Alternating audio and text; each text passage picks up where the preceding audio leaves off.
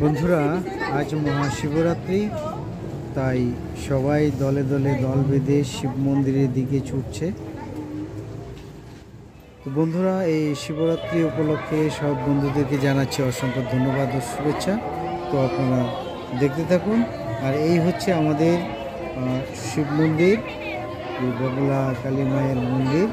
তো এখানেই প্রচণ্ড ভিড় আজকে, দেখতেই পাচ্ছেন। তো বন্ধুরা, আপনারা দেখতে থাকুন আজকের এই ছোট্ট একটি ব্লগ। আপনাদের কাছে কেমন লাগলো অবশ্যই কমেন্ট বক্সে জানাবেন। আর যেখান থেকে আজকের এই ভিডিওটা দেখছেন সবাইকে জানাচ্ছি মহাশিবরাত্রির অসংখ্য অসংখ্য ধন্যবাদ এবং শুভেচ্ছা। তো চলুন দেখা যাক।